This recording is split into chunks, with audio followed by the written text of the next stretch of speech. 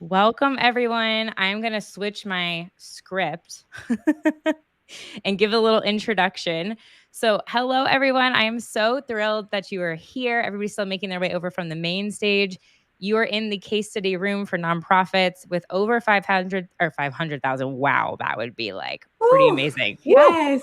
5,000 monthly giving supporters, or if you are a national, international organization. This room is presented by GiveButter, known for your home for changing the world. GiveButter equips nonprofits with modern fundraising tools. I love them dearly. High donation forms and the most payment options to events, auctions, and pages. So I'm going to be your host again. You just get stuck with me again. And I'm very excited to introduce these two people for you who are going to share outstanding case studies on how other organizations have really scaled their recurring giving programs focused on impact and strategy. So, a few housekeeping reminders down below. If you'd like to use closed captioning, you should see on the bottom of your screen the CC button is still there. You can enable the CC closed captioning button. It's in the far right-hand corner below the video frame. Additionally, I would love for you to connect with these speakers afterwards. So please scroll down below the video and you'll be able to connect, see the link to connect with speakers. You can discover more monthly giving resources and all of the offers that we have. And if you have any questions or comments, please feel free to drop them in the chat. We are going to have a short, limited time of Q&A after each case study. So I want to make sure that we have those prepared and ready. And if you have a detailed question where you're like, this is going to take me a long time, Dana, to get this written in the chat, if you hit like want to join the stage, I can bring you up and you can join on audio or video. We are happy to do that. So first up, Candance Patel-Taylor, welcome. She is the Hi. VP of Communications at Concern Worldwide. And Candance is going to share with us how they are building a new recurring giving program on an international scale, navigating unique challenges and achieving remarkable success in their mission. So, Candance, over to you. Awesome. Well, oh my goodness, I've been talking way too much lately, clearly, as evidenced by my voice. I will try to speak up and not crack too much, but bear with me. Thank you, Dana. I'm so happy to be here, so happy to be with everyone sharing monthly giving stories, and excited to dive into Concern's story. For those of you who don't know, Concern Worldwide is an international humanitarian organization. We're on a mission to end extreme poverty, whatever it takes. And that's a big job, which means our work is complex. It's often very far away for people. So for us, monthly giving is about getting donors not just to commit money, but to commit emotionally to this world that they want to create. And storytelling is really the key. At Concern, we took what was a nearly dormant recurring giving program and just transformed it internally and externally. And that's really key. By changing the stories we were telling about the program. So I'm going to show you exactly how we did that. And I'm going to start with where we started, which was with absolutely nothing. Previously, this program, our program, if you would even call it that, just it lacked internal buy-in. It was inconsistently marketed, kind of what the program was, what it could do, and had limited appeal externally. It really was just kind of something maybe people accidentally clicked on and became a part of. And because of that, the impact of that was just low donor retention. We had high cancellation rates. There wasn't anything to really be a part of. And probably more importantly, we had low internal usage of the program in sharing anything about it. So our approach to fix that was really, and mostly, or at least it started with and was most important, this internal shift we had to make with the program. And that for us was really repositioning it for our staff, especially at an organization of our size, any size, but definitely our size. Repositioning it as a product, a story, anything that anyone could tell and sell. So we gave staff really simple, clear copy and paste language. We created a lot of ready-to-go resources, talking points to simplify outreach. And most importantly, as we were creating the program, we brought everyone in the organization along across all departments to not just build the buy-in, contribute to its outcome and all of that. And I think that's really what encourages ownership now in any department, not just relationship managers and not just marketers, but anybody from admin, finance, office manager can sell this product. And the result of that really was just kind of that immediate internal buy-in and enthusiasm about the program, which, as you can see, as you'll see in a minute, had some pretty great results. Of course, to actually like start and create a program, we also had to have it be an actual program. So we created Concerned Citizens, a play off of our name, obviously, and built something that donors would actually want to join into, and specifically a program that resonates with those who care about international news and issues, because our work is broad, it's big, it's many, many countries, and many, many different types of programs. So again, we rebranded to appeal to this identity of global citizens, people who want deeper involvement and knowledge in our work and in world happenings. We did everything you should do, I think, with creating a brand. So all the exclusive swag, branded quality items to reinforce that identity and pride. We created our tiers. We made the benefits easy to kind of understand. We made them compelling enough for a mass and honestly a major donor level.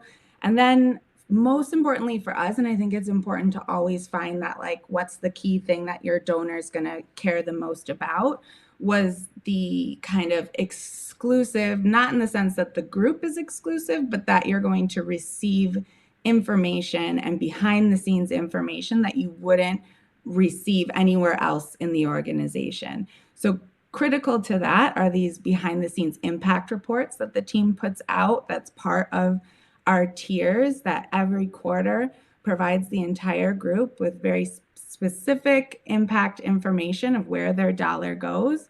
It also is a really nice follow-up from, like, you're using those money handles to get people to join the program, but we want to be reporting out on that same money and the same impact that it's having.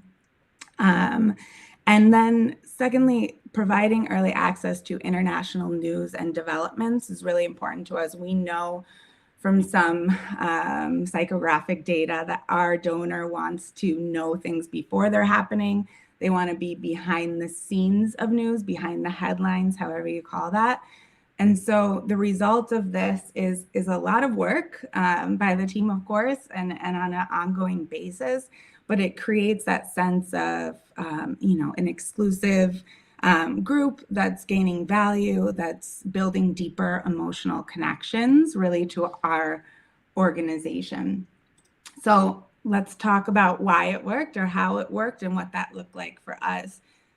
One of the biggest shifts really was the internal shift that happened. It was people being able to talk about the work or the program and be able to sell it. So just without changing too much in how we promoted it, we didn't have a big campaign. We didn't do anything that massive right off the bat, but cancellations dropped 29%. So that's a huge chunk of revenue that can just stay with the organization. And then in addition to that, in our first year, so last year, recurring revenue increased by 7%. So for us, that really demonstrates the power of strategic storytelling and donor engagement and just driving the sustained giving. And I know that we can continue to push ourselves. I know that we can grow this more by doing more, but just that storytelling piece, changing the stories we tell, really had a big difference for us. So just a few key takeaways, I think things to take with you into your program is really that internal buy-in is absolutely essential. And it's not just the people who, seem like the obvious ones to be promoting the program. The donors really, really do. Your community really wants a story to belong to, not just an ask. So providing those consistent impact-driven narratives helps us build connection, helps us build the emotional investment, and it helps the people who are part of the program tell concerned stories for themselves, so that we're not the only ones doing it. And then for us, the exclusive, and I say exclusive, I don't really love that word, but they are kind of exclusive experiences to the program help us build retention because the donor really feels like they're getting something meaningful and being involved. So storytelling for us just is not just marketing, it's the heart of our donor retention. It's certainly the heart of this program and building community. And by doing that, we're not just, gaining monthly donors, but hopefully lifelong advocates. And that's kind of that's our case study. That's our Yes. story. And please connect with me for sure. And I'm looking forward to talking more and answering questions after Trovon. Amazing. This is a super powerful group. There's a lot of people in here. There's a lot of impact that we can make collectively together and sharing in these learnings from each other. I was taking lots of notes. There was multiple questions about the hardest thing being leadership buy-in. Can you talk a little bit more about what finally made the switch happen? How was there literally a change in who was running things, or how did that happen? That's a good question. I guess in some ways there was literally a change because me being that change in our marketing department and taking that over. But I don't want to pretend like it would have just been me. I think it was just the approach that myself and our team took in creating something intentionally and then sharing it in a way that didn't feel ever like we were stuffing it down someone's throat, but rather building buy-in, explaining consistently why monthly sustainers are good for everybody, Right. and just getting everyone's feedback in it and not being we didn't shy away from including it once we got that feedback. And I think that's how we ultimately buy-in with the rest of leadership and the rest of the team. Incredible. And I think this is something huge. How long has the organization been around? Well, we're nearly 60 years is our global organization, and then Concern US is about 25 years. So okay, so this is a key thing I wanted to share. It's never too late to start. Yes, never ever. And I think sometimes we look at giant organizations and we think they must have hundreds of thousands of monthly donors and they have it all together all the time. And what I want is we're all figuring this out together. Yes. And yes, there might be some more resources with organizations in this group, but sometimes we are going against the same things. And so that's why we're here in this group together. You spoke to my heart. Step one in my book is create the product. And so I love that you brought that up. I think I've worked with Movember on multiple campaigns. And something that I haven't heard done enough is what you started with. Give all staff, kind of like a media training. Yeah. How is that distributed, or how was it distributed to the staff that was going to be now talking about this across all channels? Yeah. So one in presentation form, kind of just like this. So this exact template, explaining everything about the program, why we were doing it, interesting facts and stats. I can't remember the exact one, but I think it was something like almost 70% of our monthly giving programs were started by new donors, which was really as an acquisition was super exciting and interesting for us. It made people realize oh, I can present this to a new person and they would want to do it.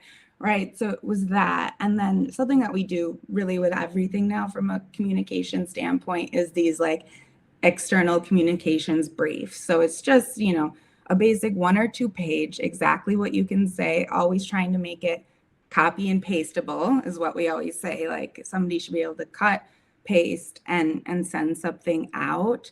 And that's it. It's just thinking through however your people, however your organization works, how they're going to use it, and then doing that work for them. Is how we approached it. So good. One last question, then Trovon, I'm going to shift it over to you. Henry asked this great question. What programs do you use to create your impact reports, if any, looking for resources? Yes. So this, to be fair, is the benefit of working at a larger organization. We do. Heather is probably here in this room right now, actually listening to us, but she does the research, going through old sit reps and all of that to, create a report of what's, being funded by unrestricted giving like this. And she creates the outline with all the content, and we do have a graphic designer that puts it into our template. Now, I know Heather could also create it in Canva if she wanted to, or one of us on the team. So I think Canva would be a great resource if you don't have a designer and you need to do it yourself. Or if you do have access to a designer, then we do always love to have our graphic designer work on impact reports because they just give it that professional nature that really appeals to people. They got that eye. Graphic designers have not the eye I have, but they have the eye. Me either. Our graphic designer also did that presentation I just showed. So thank you, Audrey, if you're here too. Amazing. Candace, thank you so much. There was one extra question. If you have time to maybe write it in the chat or maybe share a link to your monthly giving page. Multiple people are asking about tiers, like your tiers of giving. So if you have time to drop that in the chat, that would be amazing. Absolutely. Thank you so much. Trovon, do you have slides? I do. Okay. Go ahead and pull those up. Sure. I'll pull that up and we'll get started. Hope everybody is doing well. Thank you all. Can you see my screen, Dana? We can. It looks gorgeous. Outstanding. So thank you all for the opportunity to share a few ideas with you, few case studies with you. I'm Trovon Williams, Senior Vice President of Marketing and Communications here at the NAACP. And for those of you all who are not familiar with the NAACP, over 116 years fighting on behalf of marginalized communities across this nation. And I think we're needed more than ever in sort of really divisive times here now. But what I wanted to speak to specifically, which is almost incredibly timely to this point, is with regards to, and it's just a little background to the organization itself. But even at 116 years, I'm glad Dana sort of lifted this up in the conversation with Candance, is that no matter how old or young you are within your fundraising space, or from a creative standpoint, there's always an opportunity to try something anew and figure out how to go about reimagining yourself. And if you can imagine, as an organization as established as the NAACP has been for that long a period of time, it would be easy to sort of rest on your laurels and say, we've got this all figured out. We've been around for that long. We've got a long legacy. But I don't want to be remembered in a history book. I want to be remembered for what we're doing for the future of organization and the communities that we serve in many cases as well. And so we had to challenge ourselves. And so in the end of last year, we were challenged by our leadership to come up with a new methodology and how we could go about really garnering a new audience within our monthly sustainer program itself. We had a pretty large and vast monthly sustainer program, but how were we going to be creative and how we were able to go after new audiences and making the organization that much more appealing and more appetizing to a audience in a way that we hadn't been in previous instances.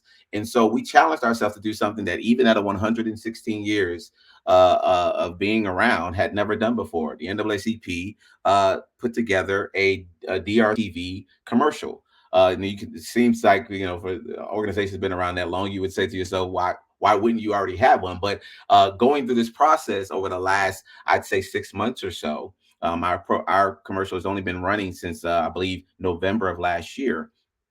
You learn there's a lot of pieces in this that you don't really understand until you kind of dive head first into it as well. And so us working alongside fantastic organizations like We Are More out here in Atlanta, Maryland, helped us immensely in learning how we wanted to show up and where we wanted to show up on behalf of the organization itself. I'll play this 30-second clip. Hopefully it plays for you. It worked out well when we did it in the freeze.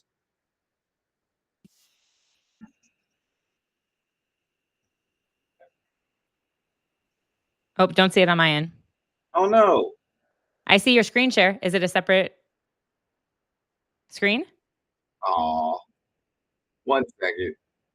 Here we go. There you go. The NAACP can't do anything. All right, I'll start it over. No matter who you are, where you live, or what you believe, there are things we all have in common. For Black Americans and for all people, what matters most is family, community and a chance to thrive. The NAACP has been on the front lines for over 100 years, fighting for rights still denied to too many. The NAACP can't do any of this important work without one important person, you.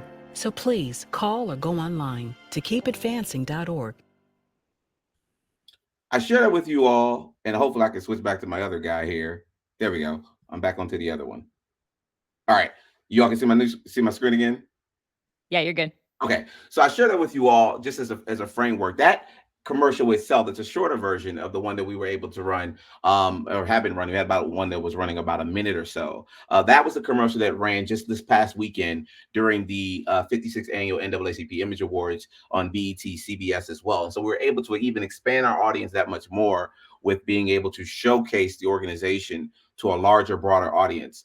But from a measurable standpoint, we were piloting something that we had never done before, as I made mention to. And so we wanted to measure how we would show up appropriately for the organization. So some of the things that we were considering when we were going through this pilot itself is the program going to generate interest through phone search and web traffic itself?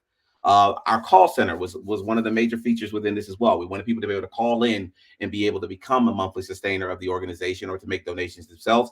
And then the utilization of search ads, donations, et cetera, from that standpoint, so that we could show up in the places that we know from a digital standpoint would be appetizing and also very familiar to how we are engaged in many cases as well.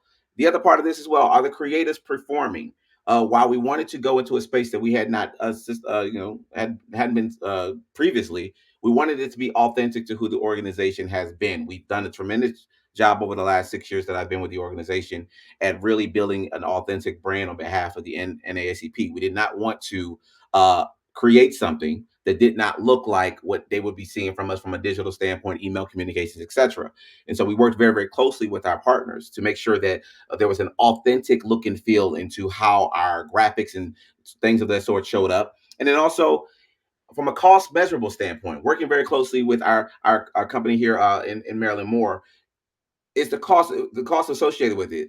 The cost that we were told is that it was going to cost approximately, is the cost to acquire a monthly donor below the goal of $500 to acquire. So that's how much it was. We were hearing it was going to cost per donor in order to transition them over to the point that it was going to make us money as an organization. Going into television, letting you all know this right now, it is a long game. You're not diving into making commercials and you're supposed to see the benefit of it in its immediacy. This is a long game. And so we also had to look ourselves in the mirror and say, are we willing to stick around and do this so we see the benefits of it long term? And then lastly, are the areas of improvement attainable and sustainable? Can we actually do this long term with the hopes of seeing the revenue generation that we were hoping in the long term sustainability of the organization?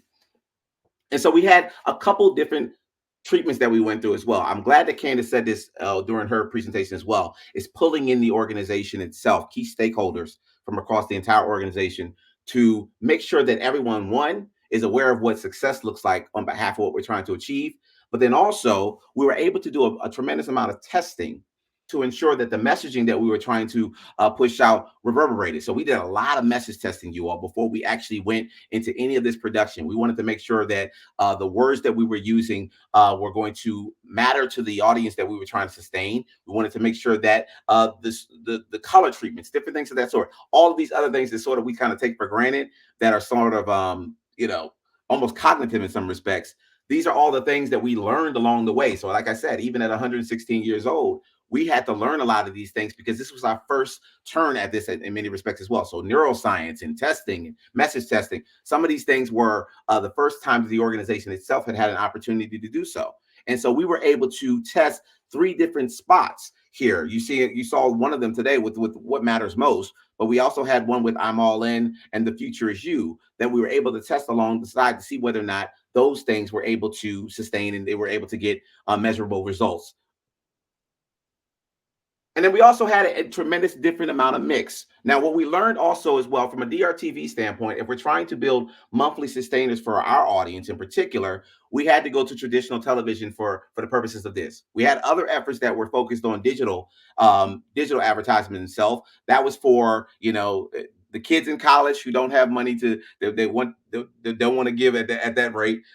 They can't necessarily sustain at the level that we necessarily want them to. So we had a different digital campaign that we were focused around them. But specifically for the DRTV media campaign, we wanted to broaden our audience, and so we focused on an audience, a 50+ audience in particular, and these were the targeted audiences that we went after in order to make that sustainable with the help of more.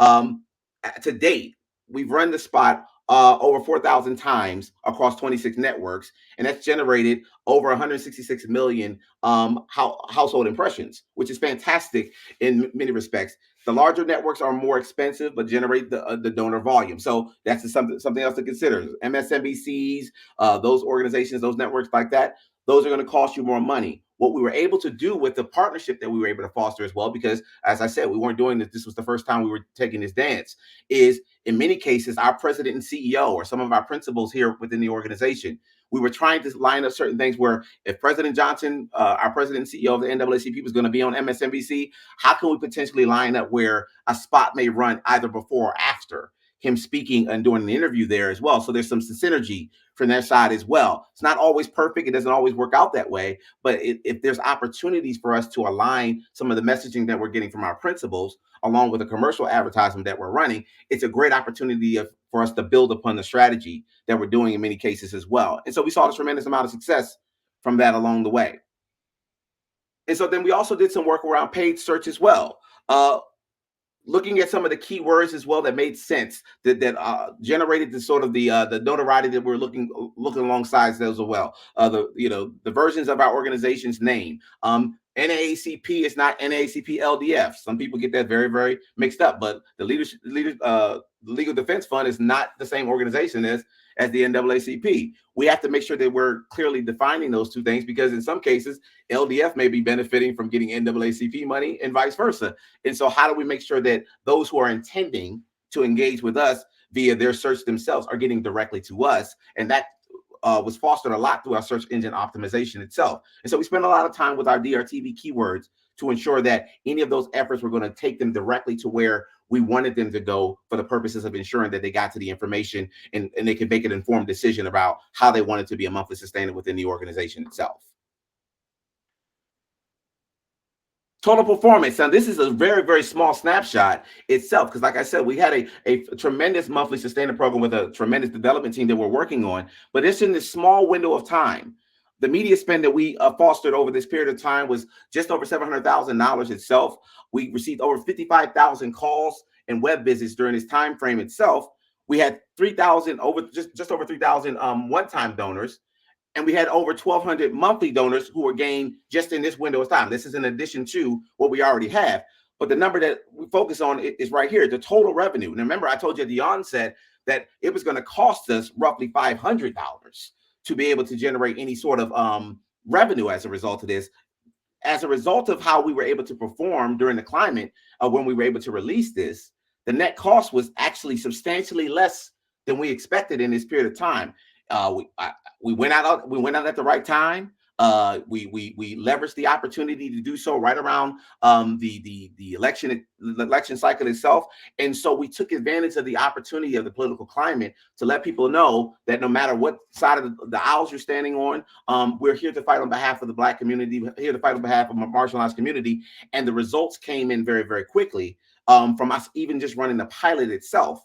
And what we learned from that is this is something that we want to continue to invest in. I was just in New York with our board probably 2 weeks ago with our team from More, and then also with our marketing communications team. And we're going to reinvest into doing additional advertisements all throughout 2025 because of the results that we saw in this small window of time that we saw itself. It's going to take money for us to be able to do it. And it took a tremendous amount of work on the upfront for us to be able to position ourselves to be able to do this. But the return on the investment was so substantial in such a small period of time that it would be negligent on behalf of the organization if we didn't further invest in putting more spots in place and taking advantage of what we've been able to garner in real time.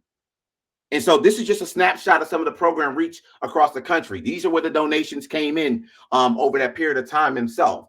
A lot of East Coast donations itself, a lot going on in California as well. But this is just a small snapshot as to some of the donations that we saw over that period of time and where they were placed and where they come from. So that would also indicate where we may potentially be looking to foster some of our network commitments itself, where we're investing dollars and where we're investing some of the commercial advertisements as we go forward.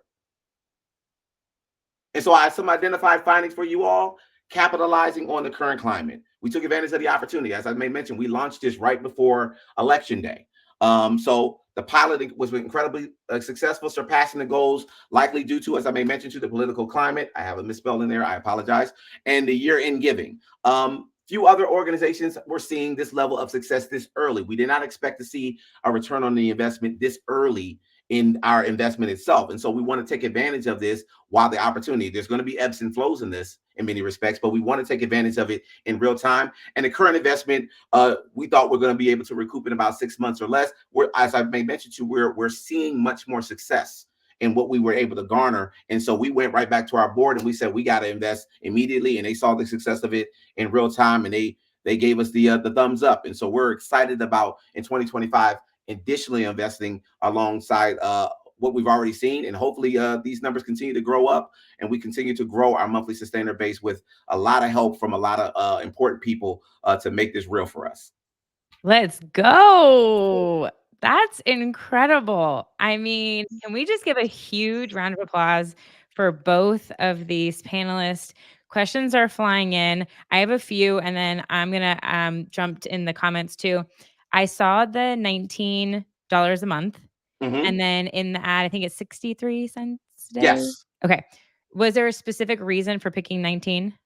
Yes. We learned from testing itself is that anything above $20 starts to make people feel really weird about it. I had no idea that this was such a thing, but with $19 a month, $19.99 was a threshold, and we learned from testing that anything above that, people start feeling funny about it.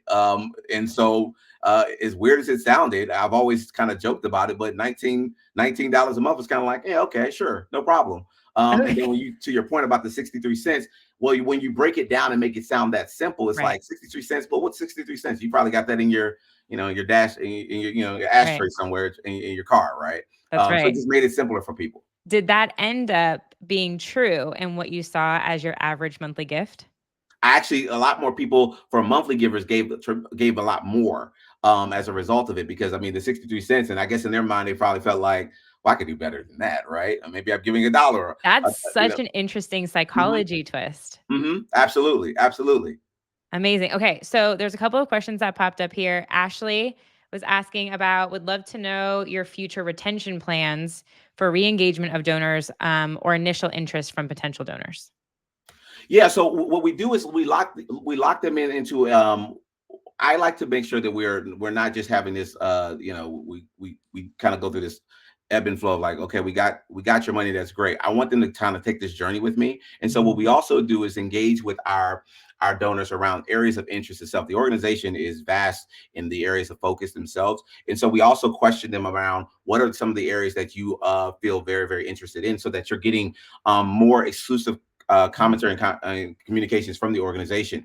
We also, alongside that donation that they make, they get merchandise from the NAACP as well. So they got we all in t-shirts as well, so they can make good on their donations in real time as well. We just want to make sure that their experience is customized based off of their area of interest. And so we're working very closely with our development team to ensure that if I show a particular interest in education, that I'm focusing my messaging to that particular donor around those things as well. It's not to say that they won't get other messages, but I want to make sure that it feels customized and like we've heard them as far as from a retention standpoint. It sounds very familiar for what we were just talking about in the personalization session that was on the main stage right beforehand. I think that's so important that they're receiving comms that are relevant to their interests, especially with organizations that are so large that have many, many, many, many programs. Carol asked a question about great return on ad spend, ROAS. How did you calculate the return on ad spend? Was it donation amount versus cost, or did you multiply the donation amount by 12 months, years? How are you configuring? We worked with our group at more based on their experience to, they've been doing this for forever. And quite frankly, I dropped their information in the chat as well. We are not able to do what we just did without their help. We had no know nothing. We didn't know anything about this space. We didn't know anything about the commercial offering. We didn't even know how to get into this space without working alongside them. And so they help guide us very much so as to what the cost would be associated with as well. It's based off a 12-month window itself. And so they sort of guided us through this process very much so as it pertains to how we would, where we could potentially look into see the break where we start seeing revenue. They were the ones who were guiding us in terms of, what that cost would look like based off what we were making the level of investment. And so I'm sure they were extremely happy to share those numbers with us when we started to see sort of the influx of revenue generation that we were able to garner in just that small quarter. But partner with people who know this better than you do. You don't try to figure this stuff out by yourself if you don't have to. That's right. Amazing. We are already out of time. I have like way more questions over here, but this wraps up this case study session. Please reach out to Trovon. Please reach out to Candance with additional questions on LinkedIn. Huge thank you for bringing your expertise and experience to this session. Everyone, we have a 5-minute break until 2:45. You technically have 4 minutes now. Quick stretch. Join us back on the main stage for the rest of the programming and continue to connect with each other. You can go into networking, and I'll see you back over on the main stage. See everybody soon. Thank you again to both of you.